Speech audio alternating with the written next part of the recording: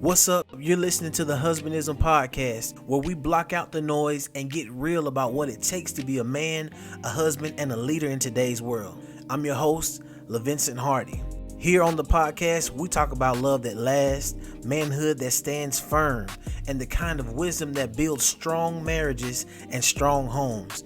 If you're ready to grow and be challenged and to step into the husband God designed you to be, you're in the right place. Let's talk about it. Fellas, let me ask you something real quick. When you hear the word provider, what comes to mind?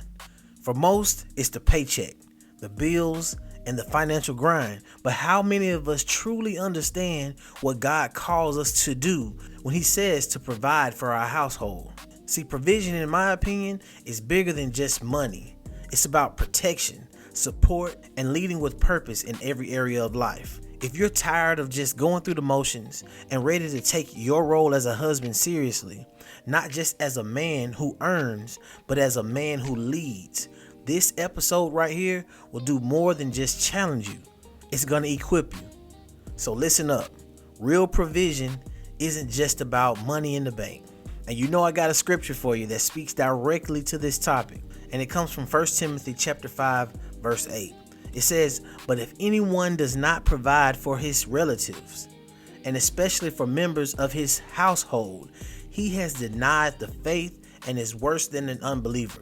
Again, that's from 1 Timothy chapter 5, verse 8. All right, let's talk about what real provision looks like.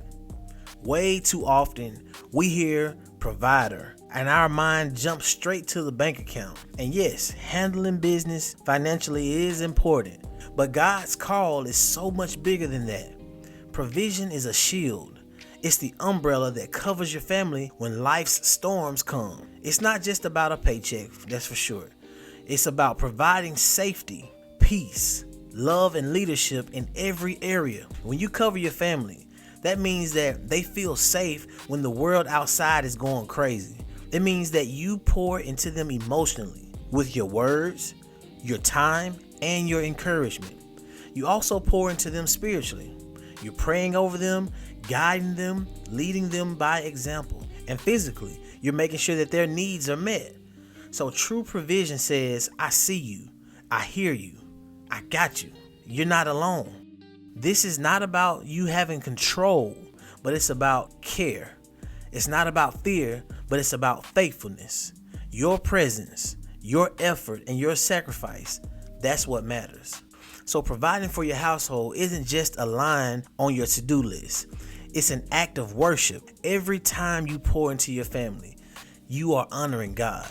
When you get home after a long day, but still you take the time to connect with your wife, to connect with your kids, you're doing God's work. And fellas, when you lift your family up in prayer, when you choose patience instead of anger, when you check up on your kids' heart and ask them questions about their day, that's you reflecting the heart of the ultimate provider, who is our God. Now let's be real. Neglect can speak louder than words ever could.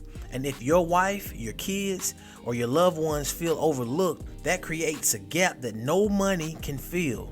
Get this. Neglect says, I'm focused only on me. I forgot about us. But scripture tells us our faith isn't just what we talk about.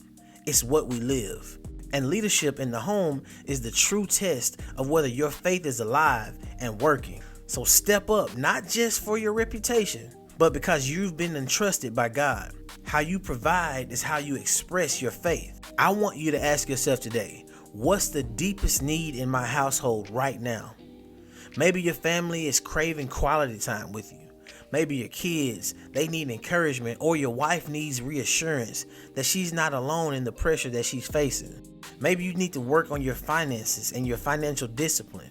Or there's a spiritual gap and your family needs you to cover them in prayer. You can pick one of those areas, but be intentional. Carve out time this week to meet that need head on, face to face. Start a new habit. Family dinner, prayer before bedtime, or a budget review. Have a simple "how are you doing" conversation with your spouse. Remember, you're not doing this to check a box. You're past that. You're living out your calling. Listen, brothers, being a true provider doesn't mean you carry everything on your own strength. It means you lean on God, who is our ultimate source. You do your part with faith, love, and diligence, knowing that He multiplies whatever you bring. And when you provide with your heart, with your presence, and your purpose, you're preaching a sermon every day without even saying a word. Stay faithful, my brothers. Keep providing and trust God to fill any gap you can't cover alone. That's what real leadership is. All right, peace.